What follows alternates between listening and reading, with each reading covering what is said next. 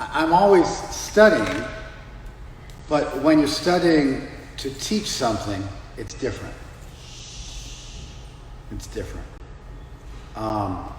When you're studying to teach something and you have to use a short form of communication, it's even more difficult.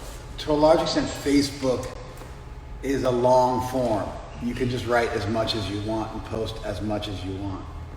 It's designed to be sort of infinitely editable, and you can post pictures on an ongoing basis in the comments section, and you can just sort of go on and on and on. And people they drivel about all and sundry and anything that occurs to them ad nauseum all the time. Instagram is short and tight, and you got to be painfully brief. Once you post it, you can't go and edit it and fix it up and clean it up and make it nice. It's just sort of done.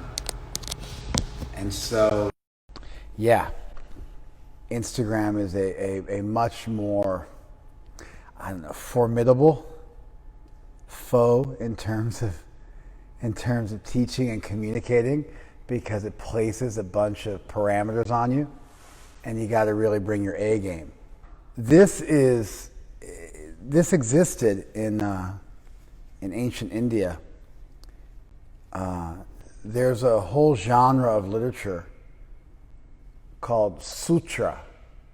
Sutra means thread, and sutras are aphorisms. There are really they're painfully brief. They're painfully brief. And you're supposed to say the absolute minimum amount of words possible, even cutting out a lot of verbs and predicates, to leave it up to your students to figure out what you're trying to say. Sutras are so painfully brief, you can't actually read them in the original language on their own. You require a commentary. Let me make that even more clearly. And I'm just going to start again because you guys weren't ready, and my mind doesn't work like this. I can't. What I'm doing is it's like asking someone. I'm probably being a little bit ostentatious, but it's like asking somebody to do cardiac surgery, and you're like can't get the scalpels together, and they got to use a spoon or something like that, and you're running around. It's like it's got to be set. It's at least cognitively, it's the most demanding thing I do. So I'm just going to start again because, I just need to do that, so I make sure I didn't leave a piece of cotton in somebody's kidney or something like that. I've been enjoying getting on Instagram because it's a very demanding form of communication. Facebook, which I'm not on, is long form. You can do whatever you want to do. It's sort of infinitely forgivable. You can edit everything. Once you post something on Instagram, you can never edit your post. It's done for life. If you have a typo, it sits there for all time for you to look at on your quote. It's just murderous. And so you also only get 2,200 characters, which is about 400 words. It's rough. You got to say everything you want to say in a very short amount of time. That's good because, like Mark Twain said, I wrote you a long letter because I didn't have time to write you a short one. Brevity is really, it's tough. It's tough to be brief and not make mistakes, to capture the essence and not make mistakes when you don't have a lot of words. It's tough. So it's demanding. And then what I find when I'm giving classes, I naturally talk about what I posted about, and I post about what I think about, and it forces me to think in a much more refined way, in a much more systematic way, in a much more concise way. So it's been a really good exercise for me. And in my regular study, it's forced me to be a lot more surgical in my study. There is a body of Sanskrit literature which goes beyond anything Instagram or even Twitter could have imagined. It's called sutra. Sutra means thread. So, sutras are incredibly terse, concise aphorisms made up of the absolute minimum amount of language you can use to communicate the entirety of a tradition's philosophy.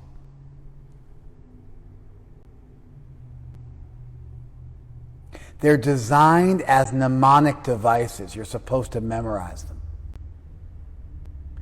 But there is no way you can, no matter what a Sanskrit pundit you are, there's no way to read the sutras on their own. They're impregnable. You require massive commentaries. Hundreds, if not thousands of times the length of the sutras that they are explaining. But what happens is you memorize a mnemonic sutra, and then you remember the commentary that's attached to it like a trigger or a mental mansion that was created. And then you walk around carrying the entirety of the encyclopedias of these various traditions, lines of thought, but you have it in a very, very short, tight, concise form that you can remember. Atato Brahma Jigyasa, that's the beginning of Vedanta Sutra. The Vedanta Sutra is a summary of all of the Upanishads. The Upanishads are a major body of literature in ancient India. They are summarized and systematized in the Vedanta because they're so complicated. But the Vedanta is infinitely more complicated than the Upanishads themselves. And so there's massive commentaries on the Vedanta that you have to study if you want to understand the Vedanta. So the first verse of the Vedanta Sutra is Atato Brahma Jigyasa. Ata Brahma Jigyasa. Now, Brahman inquire. But the thing is, that's now means right this minute, don't waste a moment. It's the most important thing. Nothing else matters in life than spiritual subjects. It also participates in the same language of an earlier tradition that the Vedanta borrowed from that used the same opening stanzas for their text. Atato Dharma Jigyasa. Now inquire about Dharma. Now they're saying, now let's take it to another level. Let's not just inquire about Dharma, let's inquire about Brahman. Jamadi Yasya Yataha. Jama'adi Yasya Yataha. That thing from whom everything emanates. That's a definition of Brahman. Now inquire about Brahman. That thing from whom everything emanates. What it means to say is Brahman is that thing from which all other things come from. It's the monistic original source of all creation. Everything comes from that singular source. Shastra Yonidvat, from the womb of Shastra, meaning that you can only understand these spiritual subject matters by consulting the revealed literature. These are the first verses of Vedanta. You need a commentary to appreciate them. Shastra Yonidvat, from the womb of Shastra. What does that mean? It means that Brahman can only be understood from the womb of the Shastra, and that Brahman is the most important subject that should be inquired about. And now that you've learned about Dharma from the other sutras, you now need to learn about Brahman, which is a higher subject matter, and that Brahman is simply defined as that thing from which everything else comes. The singularity. That gives you an idea of what Vedanta is like. So it's important to learn to understand things in a streamlined way where you understand the most important things first and then you build around the details afterwards. You don't get lost on the details. And for me, recently, as I've been quarantined and locked up in a jail cell, forced to toil in front of my phone for hours upon hours, I've learned to study a little more surgically and a little bit more precisely.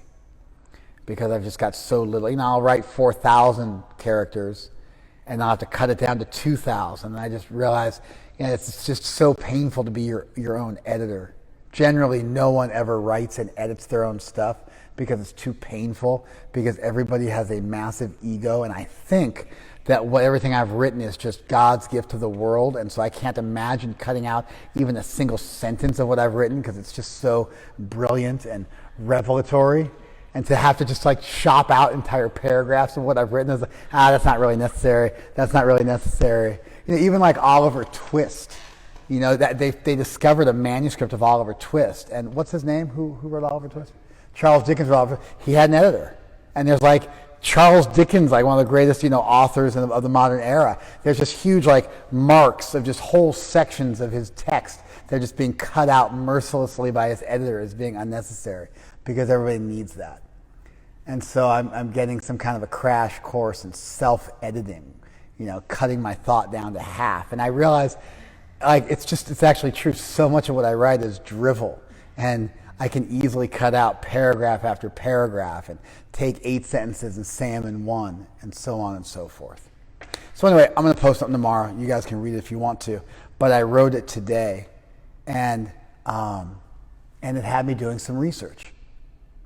I had a chance to do some research about topics that I've wondered about and kind of understood, but I really wanted to like definitively understand it, really own it.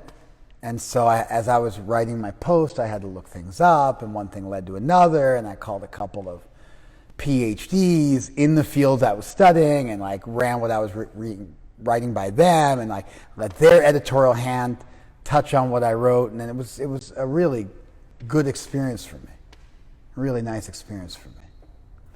And whatever, if nobody ever reads my stuff on Instagram and I never go viral and I don't become like, whatever it is, the next, what's her name? The one who won all the Grammys? Billie Eilish. Yeah, if I don't become the next Billie Eilish. It's just been really good for me. It's been really good for me. She's vegan, by the way. Billie Eilish is vegan. She won every single Grammy. There's like hundreds of Grammys. Most of them are not that big of a deal, but there's 4. She won all 4. It's like never happened before. It's incredible, like unprecedented. And she's a vegan, unapologetically vegan.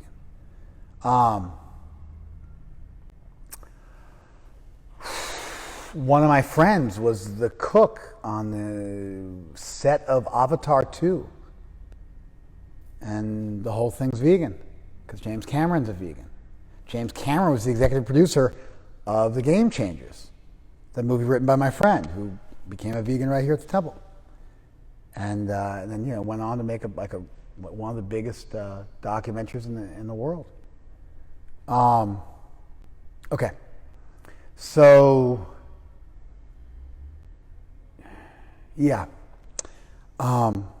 what I wanted to look at today was pity, sympathy, compassion, empathy, and grace. Now, just at the outset, these terms, grace is my own addendum to this. But if you look at pity, sympathy, empathy, and compassion, these 4 terms are generally defined by psychologists, and really by psychology theorists, because there's really theories about these terms. There is no universal consensus about them. But if you look at psychologists and psychology theorists, these terms usually get defined together. And the best way to define them is with a Venn diagram, because the terms are overlapping.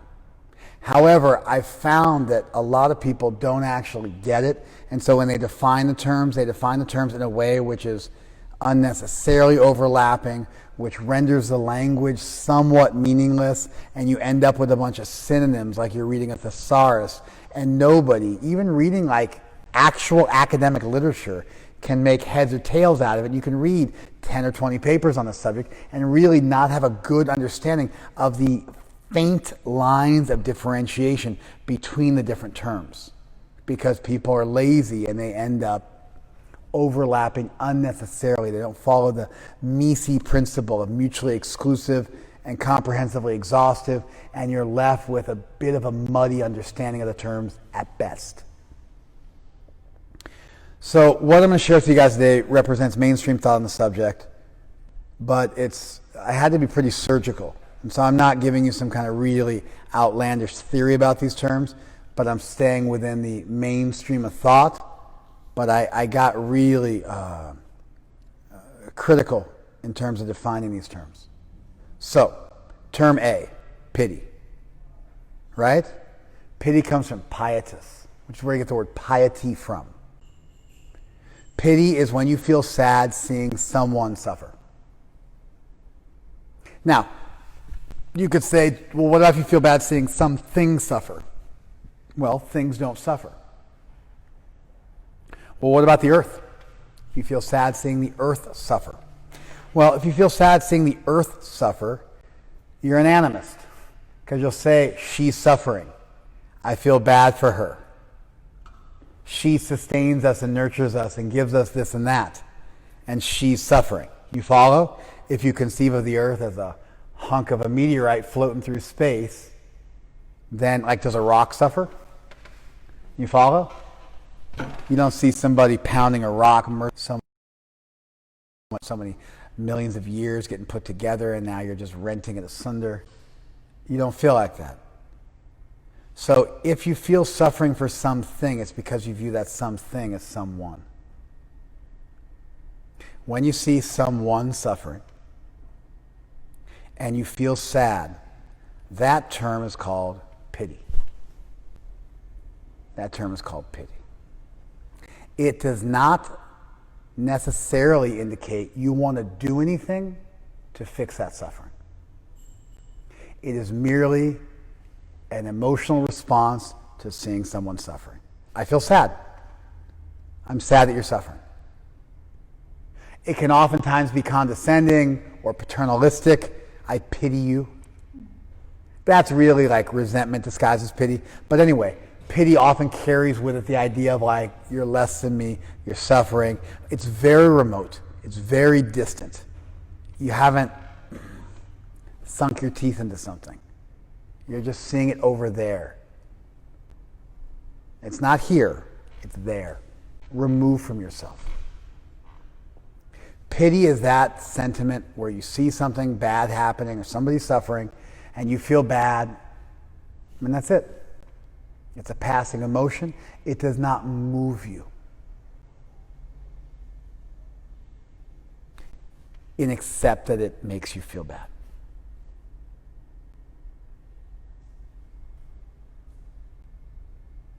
We've all experienced this sentiment of pity.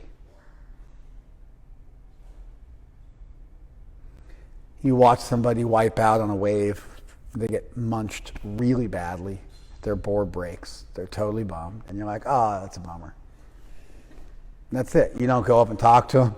You don't try to leave it. You don't pull them out of the water. You don't offer to buy them a new board, offer to fix their board. You don't sympathize with them. You don't do anything. You just feel the pity and go back to surfing your own waves.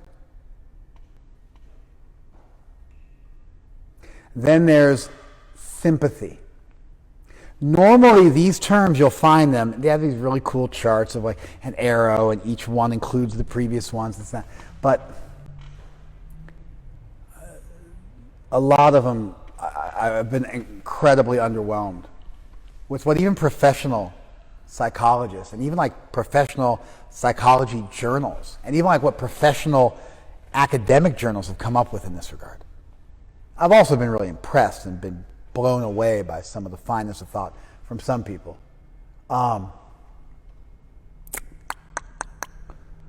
Sympathy. Sympathos. Feeling with somebody. Sympathy is different than pity in that it's less remote. It's more up close and personal. It affects you. Sym means with. Pathos means to feel. Sympathy means you feel with somebody.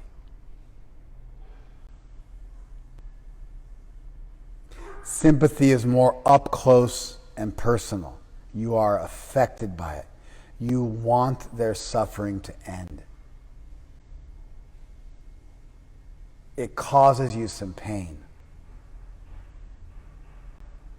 You're watching them suffer, and you feel pain for their suffering. Now, sympathy is often distinguished from empathy. Empathy is an English word. It's only been around since the early 20th century, but it goes back to ancient Greek. Empathy is feeling into someone. Feeling into someone. Have you ever heard somebody say, I'm an empath?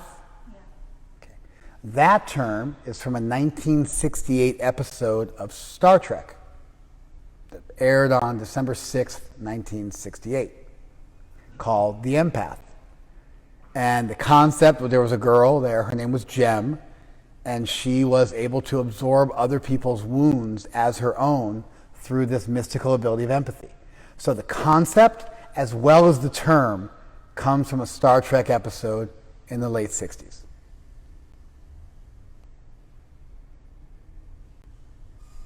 That whole, like, I'm an empath, which, you know, it's like, it's a curse, but like I'm like fundamentally superior to you.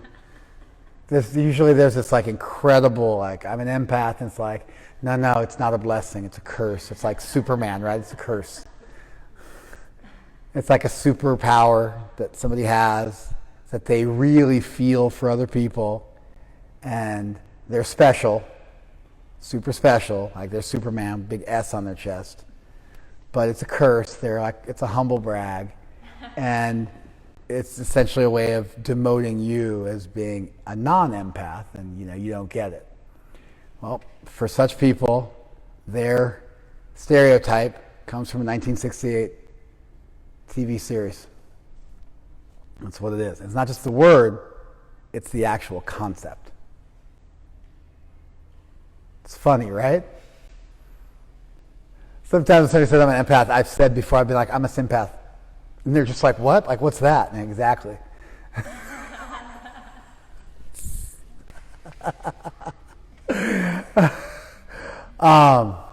Anyway, empathy is feeling into someone. And so what that means is that you walk a mile in their shoes.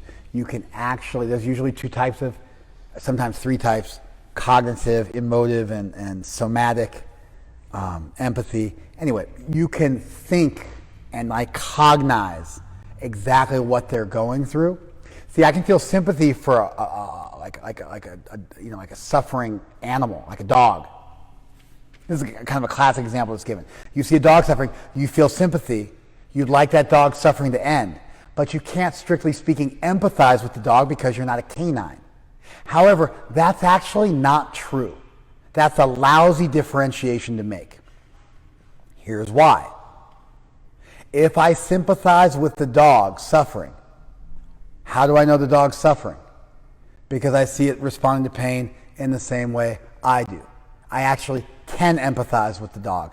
Maybe not fully, but I can certainly empathize with it as somebody with a central nervous system, as someone who feels pain, as someone who can recognize pain in another. You follow? And so there is no sympathy without empathy. These terms are usually distinguished from one another, but it's not actually true. Because to feel with somebody means you have to have some sense in which you're like putting yourself in their shoes. There's no way around it. You follow? Like I said, these terms are oftentimes inelegantly defined. Empathy, feeling into. A lot of theorists note that a sociopath could empathize with somebody in order to harm them, because they can cognitively put themselves in another's shoes and really walk a mountain. Empathy gives understanding. You follow?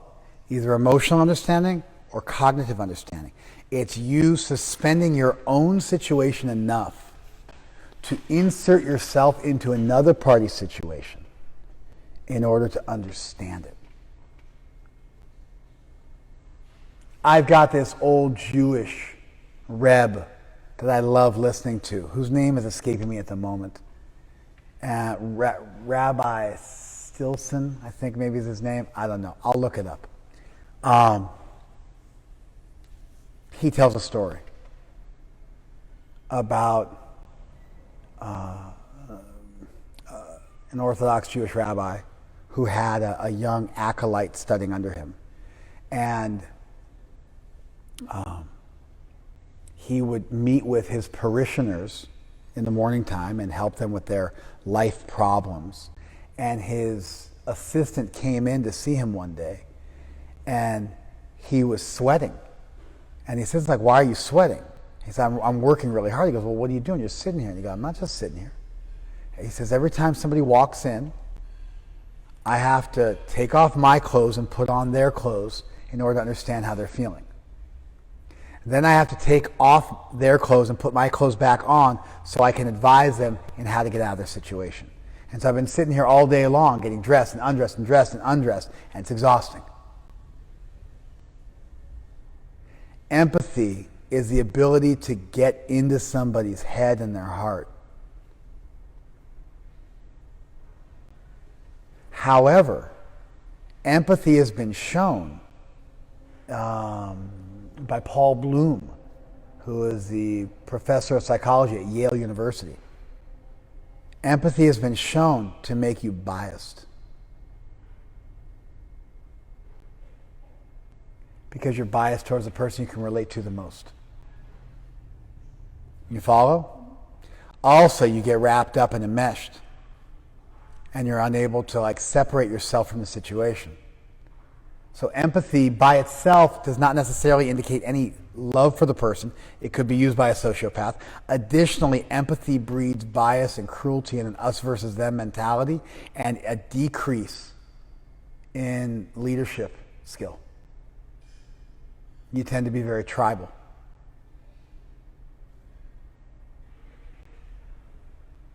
Empathy and sympathy, you kind of got to cultivate both side by side. The feeling for somebody and the walking in somebody else's shoes. These two things go together. Sympathy without empathy may mean that you don't really know how to help somebody. You want to help them, but you might not know what they need.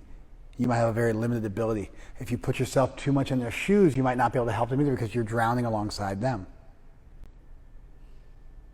If you just put yourself in their shoes, but don't also feel with them, then you're left with this great understanding of things.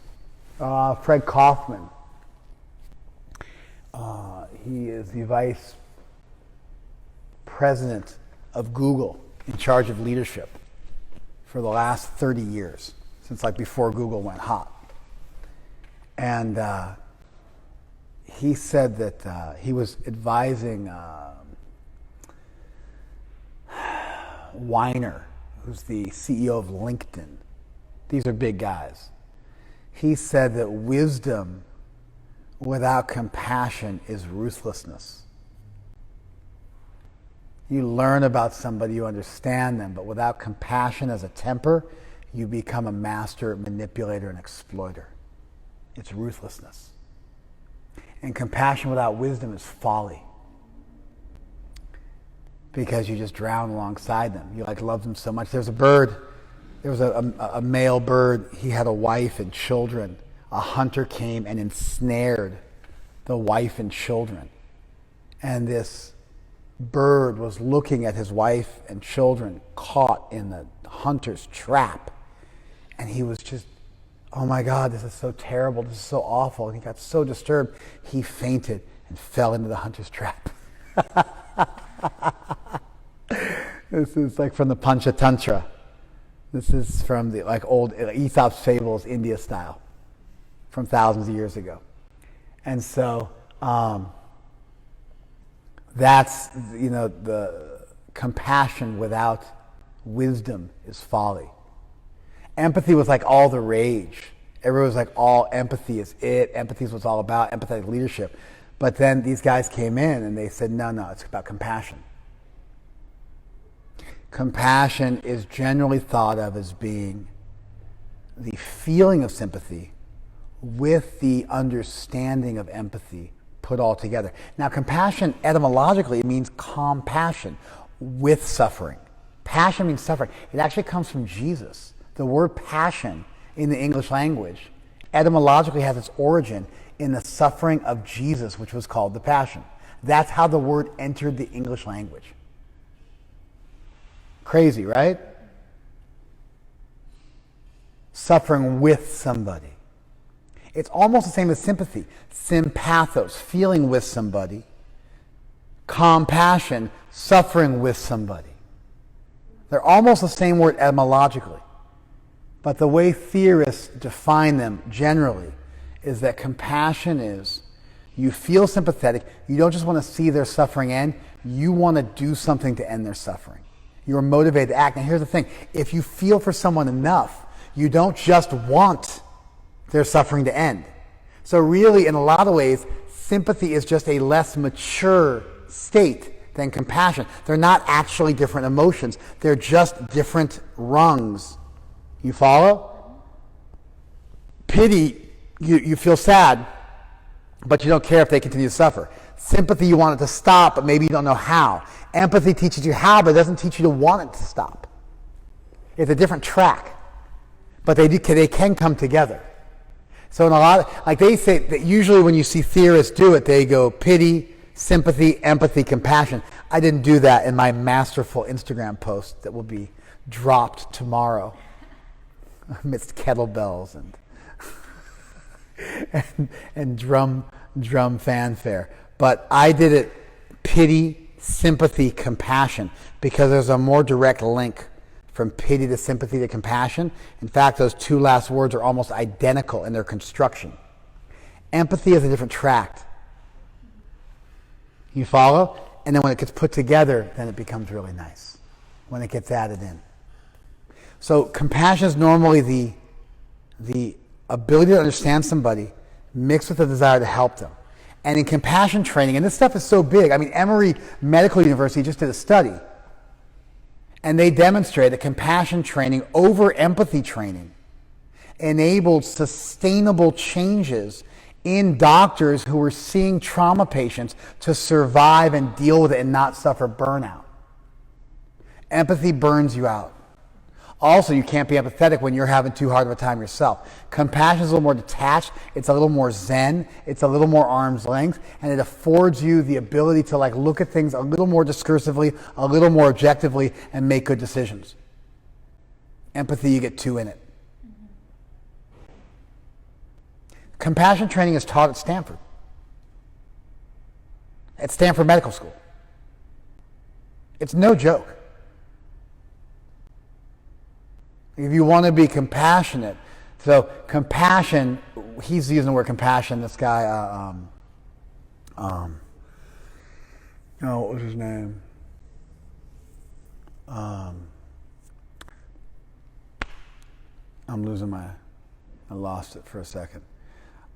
Sometimes compassionate say compassion without wisdom is folly. What he really means is empathy. Or he means sympathy without empathy is folly. You follow? And empathy without sympathy is ruthlessness. That's really what he was trying to say. You follow?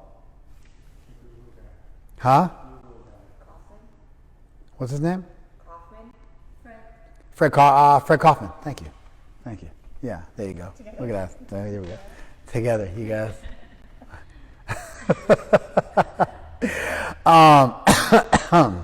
Kaufman's obviously a Jewish name, so that's why you're like, I got to Google this guy. Of course it is. And I said Fred, so you don't get a ton of credit. You have the memory of a goldfish. Goldfish don't have a 10-second memory, by the way. That's just an urban myth. It's not actually true. They have a much better memory than that. So, yeah, that statement that compassion without wisdom is folly and wisdom without compassion is ruthlessness. It's really empathy without sympathy and sympathy without empathy. You follow? Like I said, you got to learn what these terms mean. Then no matter what word someone uses as a symbol, you can understand what they're trying to communicate. Does that make sense? All right. So, pity. I see somebody munch it on their surfboard, and I feel sad for a second, and I go back to my life. Doesn't move the needle much. A more intense form of that is I start to relate to that person. That's sympathos. I feel with them. Sympathy can also be good. Somebody's having something that's going really good in their life, and I can feel with them good. It's not limited to bad. Compassion and pity are limited to bad. You follow? Sympathy and empathy can be good or bad. I want to see it end, but I'm not necessarily that I want to get directly involved. Compassion, I want to actually do something to help. It's the birthplace of altruism. And properly done, it carries with it a little bit of detachment. So you can keep your head above the fray. It's nourished by empathy, so you know what to do. It's nourished by sympathy, so you feel with the person. And there's enough detachment that's sustainable, and they've actually shown that people have positive neurological responses even in difficult circumstances when they practice compassion. That means that you can get thrown into the slaughterhouse and thrive. It's sustainable. It's a way you can live your life. And the amazing thing that we've learned from positive psychology is you can train it. You can train for it.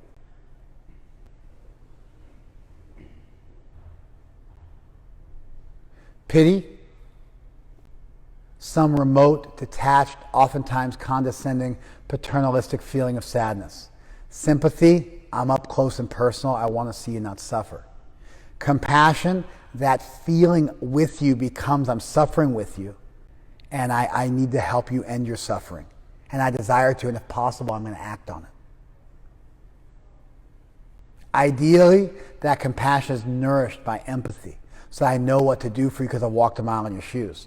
That empathy by itself can be very exploitative. A sociopath could technically empathize with somebody in order to exploit them. A con artist could technically empathize with somebody in order to exploit them. Are you? Sorry. Yeah, please. And so a con artist could technically empathize with somebody in order to exploit them. Empathy grants understanding, emotional and cognitive. Sympathy develops into a desire to help. Compassion is a merging of the two, and as it's taught nowadays, with a real stick of detachment, with a real kind of pillar of detachment, to keep your head above the fray when all are losing theirs and blaming it on you.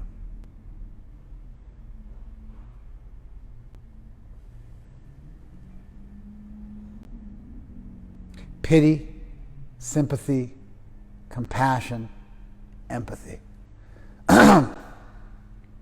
Okay. Here's where we were headed. The Sanskrit word for compassion is anukampa. Anukampa. Kampa means to tremble, from kamp, which means to shake or tremble. Anu is used in exactly the same word that sim is used and exactly the same word that kam is used. It means to tremble for another, to tremble with another. So from a structural point of view, the construction of anukampa, the Sanskrit word for compassion, is almost exactly the same as compassion. It's almost exactly the same word. Do you follow? Compassion, anukampa. It's almost exactly the same. Krishna describes himself as possessing anukampa for us. There's a famous verse in the Gita where Krishna says, Tesham, for them, which is for us, anukampartam, out of a desire to be compassionate, for the purpose of compassion. Arta means purpose. For the purpose of compassion, out of compassion for them. Tesham eva anukampartam aham agyana jam tamaham. Aham agyana jam tamaha. The darkness born of ignorance. I, nashayami, I destroy the darkness born of ignorance. Atma bhavasta, I in your heart, situated in your heart, destroy the darkness born of ignorance. Jnana dipena bhashvata, with the shining lamp of knowledge. Krishna describes himself as being compassionate towards us. And out of that compassion, Krishna sitting in our hearts alongside of us, out of compassion, if we will allow him to, that's the previous verse, for them who allow me to, from the previous verse, I will destroy the darkness of ignorance with the shining lamp of knowledge. Krishna within our hearts will awaken us with wisdom, which is metaphorically likened to a shining lamp of knowledge, which automatically dispels, right? It dispels. Like we're under the spell of illusion. It's dispelled. It's dissipated automatically. As when the sun comes up, automatically the darkness of night is dispelled. And the fears of night are dispelled. And your fear of all the monsters and the shaking trees and the branches rubbing up against the windows when you're a child, like in your room, all that is dispelled instantly. And you realize, oh, it's just a tree. There's nothing to be scared of. Everything's okay. So, what I thought was interesting is that these qualities, pity, sympathy, compassion, empathy, they come from somewhere. Like I mentioned in the beginning with the sutras, Jamadi Yasyataha, that sounded like a tangent. It wasn't. I was on my game. I just sounded like the village idiot over here. But there was actually a method to the madness. There's a source of everything. The source of all these emotions is also the Absolute, is also Brahman, is also Krishna. Krishna is the source of all these wonderful emotions that we cultivate, that allow us to thrive, that are sustainable, that represent the proper structure of the world, that allows the world to go on. You look at something, if you want to understand something about its maker,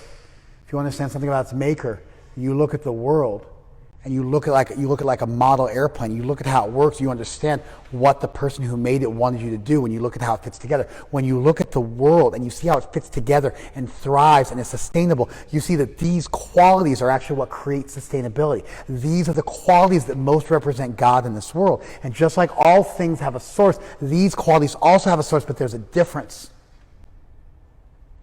There's a difference because Krishna is an omnipotent, omniscient, infinite being, and therefore the compassion of that infinite being is also infinite and limitless.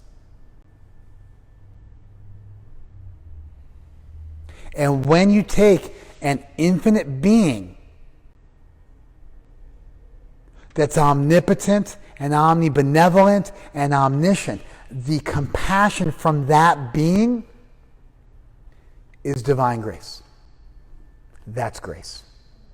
Grace is the empathetic, sympathetic compassion of an infinite being, because Krishna can help us unlimitedly, because Krishna understands us unlimitedly. He's the most empathetic person. He's the most sympathetic person. He's the most compassionate person, the most detached, the most loving. There are some theorists, and I am amongst them, I don't believe compassion should even be called a separate word. I mean, I'm being a bit dramatic, sensationalist on purpose. I really think compassion is just love for someone who's suffering that you love. Compassion is love directed towards a suffering beloved. It's a very, very simple emotion. Krishna loves us, and therefore, as we suffer, that love is manifested as compassion. Compassion fundamentally is not different than love. It's love directed towards a suffering beloved. Empathy and sympathy, thus understood, are angas, they're limbs of this state of love. Compassion is perhaps a more evolved, complete state of this love. But really, but then compassion again is only linked to suffering. But love can be linked, like the good part of empathy and sympathy, to even a good thing. And so when you look at these terms, the confusion around these terms to some extent stems from not understanding that there's a basic feature of them, and that is love and sentience and the ability to understand and feel and development. And as you develop and evolve, then your love will naturally become manifested as all of these different sentiments perfectly married together, depending on the circumstances in which you find yourself, depending on the circumstance of your beloved. Krishna is the perfect lover. Therefore, he's the most empathetic, sympathetic, compassionate. And he's also omnipotent, which means that there's no limit to how much he can help us. And so Krishna sits alongside us in our hearts, which is already the most compassionate thing ever. Who does that for you?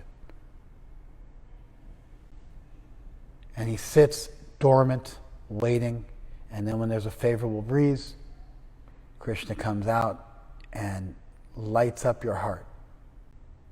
And automatically the illusion becomes dispelled, and you realize what always was, which never was not, which is that you're with Krishna. And you were never forsaken. And he was always right there, always helping. So what I reflected on, and maybe in a more, I'm referring to, Laura, I'm referring to Bhagavad Gita 10:11. It's the 11th verse of the 10th chapter. And so, what I reflect on, I've done this before, but I've never done so in quite as complete of a way, which is that when you're looking at these qualities, they must come from somewhere. Where do they come from? They come from our source. What is that source? That source is Krishna. Krishna possesses these qualities to a superlative degree.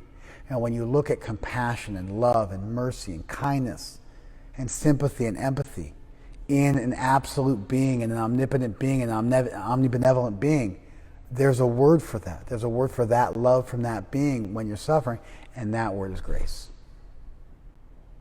That word is kripa, mercy, grace.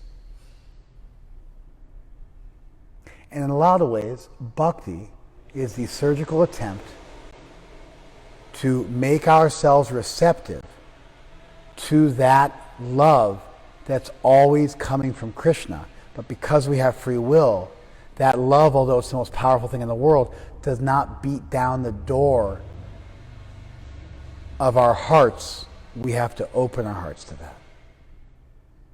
And then you find out that Krishna was already there. He was just hiding because you didn't want him there. So he was just waiting. He disappeared. He was invisible, but he was still there. This is a miracle. And so when I look at these terms, and I look at these emotions, and I look at these theories about them, and these like really smart people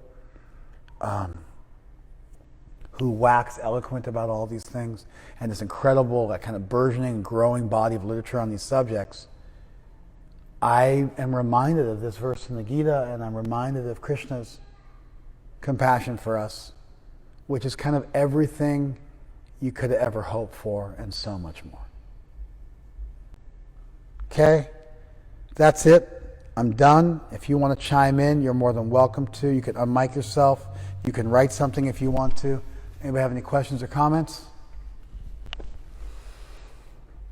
Yeah, I do. Ian, can you hear him? Thumbs up if you can. Okay, good. Go. Okay. I really like how you simplified these terms, and it seems like from the research that you've done that these people have reached around their head to touch their nose, when in reality finding that undercurrent that ties all these things together, which is love. And by the way, that I did not come up with that. That's also from another theoretician about these subjects. Okay. And so I borrowed that too. So that's not mine. Okay. I saw that and I was like, oh man, they're onto something. Yeah. That really brought... Now the idea that it's the love manifested towards someone who's suffering, that was my contribution to the discussion. But the idea that compassion is love and that it does not deserve its own category, there are some prominent psychologists who put that theory forward. My contribution to that idea was that compassion is love manifested towards somebody suffering. Most probably 80 guys have come up with that before me. I just haven't read their stuff, and so I think I invented the wheel, but I'm sure if I walk around long enough, I'll find there's, I can invent a wheel and I got like a stick in my wheel and I'm walking around, but meanwhile there's like cars driving around and I'm like, just came out of a cave on this stuff. So anyway, if you want to know. Yeah, thank you. I mean, anyways, I was doing I had to really pay attention to your class up until that point, and everything kind of clicked and came together, and that was on purpose. Yeah, so it made it really simple, and I feel like I have a deeper understanding. All right, good. Good. Me too. Me too. I'm working on that. Thank you, man. Thank you. What do you got, Ian? Unmic yourself. Tell me what's going on. Two things. The first is you definitely can edit your Instagram post, just to let you know. Oh, no. You can't edit the actual post, meaning the image you put up.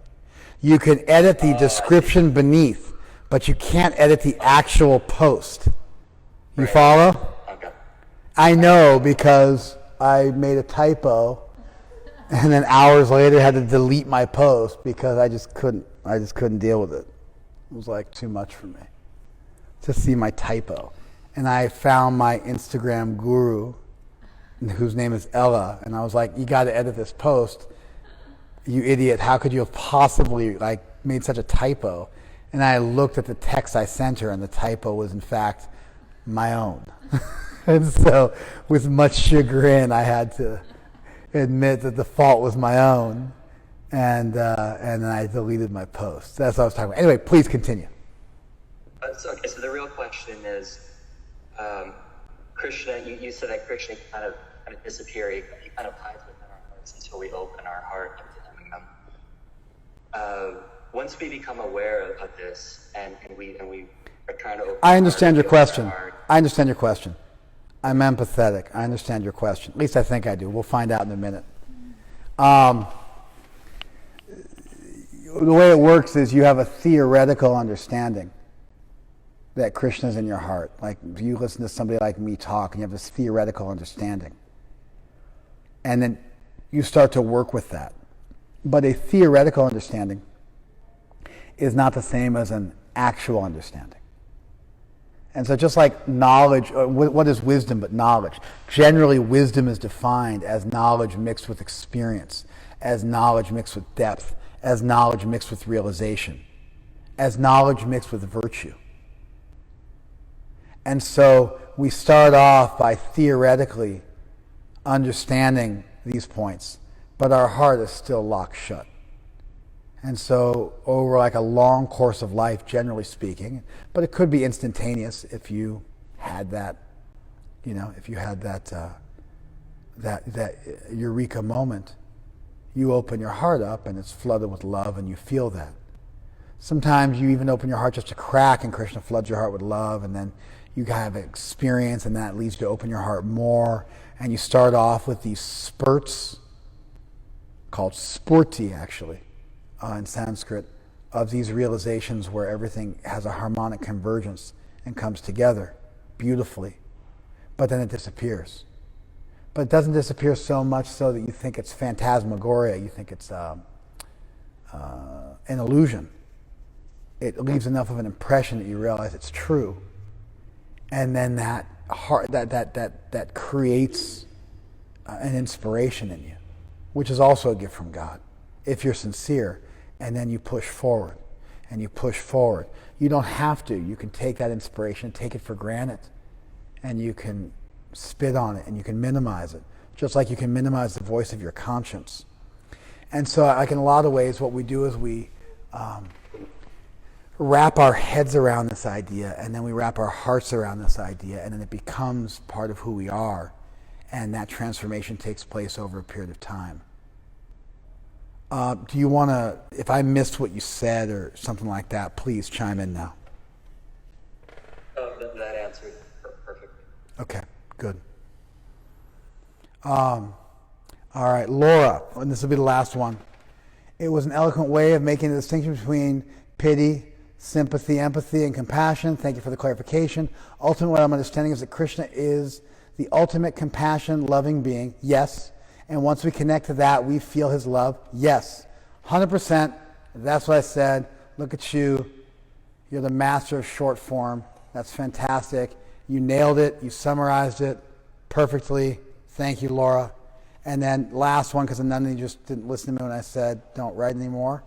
We have, this is really melting my heart, knowing that Krishna is the most empathetic as a result of his love for us. Yeah, and especially with the loss of your grandmother and your dad, fighting for his life, to think about and remember that Krishna loves you and loves all of them too, and to really see that, and to begin to see that is incredibly important. I used to get confused how Krishna feels when he sees us suffer, but this helps put things into perspective. Yeah, and this is part 1. I got a part 2 to this class. And so maybe one of these days we'll do a part 2 to this class, and we can take it to the next level of what it means that Krishna feels for us.